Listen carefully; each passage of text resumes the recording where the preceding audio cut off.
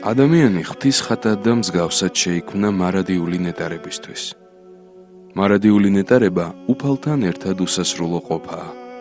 მასთან მოკლება თავისთავად ტანჯვას, უსასრულობის მოკლებას ნიშნავს. ადამის შეცოდებით ადამიანის ბუნებაში სიკვდილი შემოდის და ეს პირველად სულზე აისახა.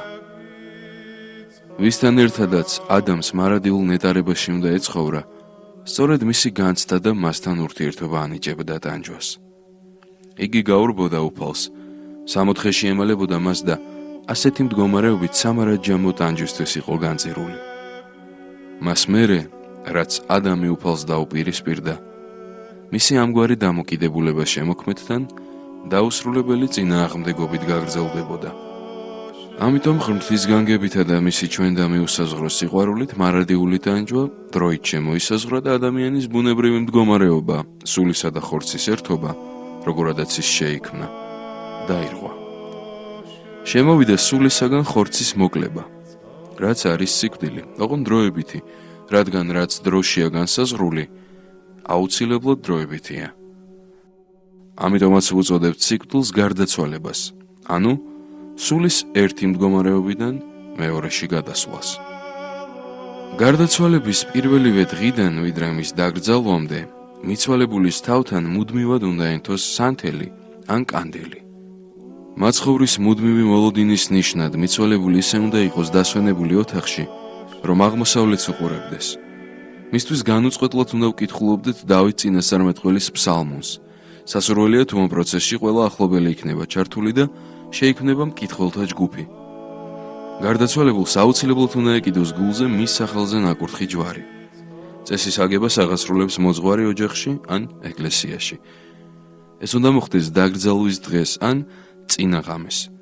რაიმე დამაბრკოლებელი მიზეზის შემთხვევაში შესაძლებელია წესი აიგოს უფრო ადრეც. წესის აგების დროს სასულიერო პირი აკურთხებს მიწას, რომელსაც ჭირისუფალი შემდგომ საფლავზე მოაყრის. მოძღვრის მიერ საფლავის კურთხევა სრულდება მიცვალებულთა მოხსენიების დღეებში და ნებისმიერ დროს ჭირისუფლის სურვილის შესაბამისად. წმინდა ეკლესიის მიერ მიცვალებულის სულის საოხად დადგენილია ღვთისმსახურების სახეობა, რომელსაც პანაშვიდი ეწოდება. ახლად შესვენებულს ეკლესიაში პანაშვიდი უნდა გადაეხადოს იმ დღეს, როცა გარდაიცვალა, შემდგომ მესამე დღეს, მეცხრე დღეს და მეორმოცე დღეს. შემდეგ უკვე წლის თავზე, დაბადებისა და მფარველი წმინდანის ხსენების დღეს. წმინდა ეკლესიის მიერ მთელი წლის განმავლობაში დადგენილია საზოგადო პანაშვიდებიც. ხორციელის შაბათს, რომელიც დიდმარხვის დაწყებამდე ერთი კვირით ადრე შაბათობით აღინიშნება. დიდმარხვის მეორე, მესამე და მეოთხე შაბათს. აღდგომიდან მეორე კვირის თომას კვირის, იგივე კვირაცხოვლობის სამშაბათს. სულთმოფენობის წინა დღეს, შაბათს. ყოველი ლიტურგიისას მეტად მნიშვნელოვანია მიცვალებულთა მოხსენიება. ამისთვის უნდა შევიძინოთ ცეფის კვერი და მოსახსენებელში ჩავზეროთ ახლობელ მიცვალებულთა სახელები. ყოველივე ეს უნდა დავტოვოთ ტაძარში შესაბამის ადგილზე, საიდანაც მნათე მას შეიტანს საკურთხეველში.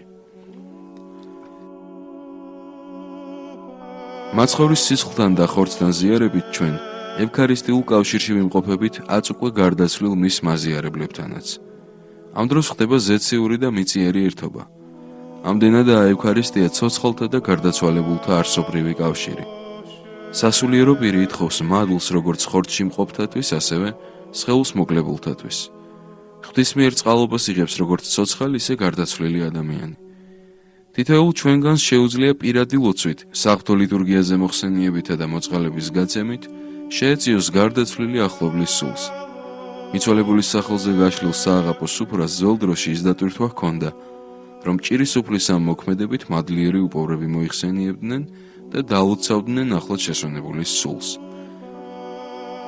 როცა გარდაცვლილის სახელით სხვა ადამიანი გარკვეულ ნუგეს პოულობს, ეს თავისთავად იმ მიცვალებულის სულს შეეწევა, ვისი სახელითაც სიგეთე გაკეთდა.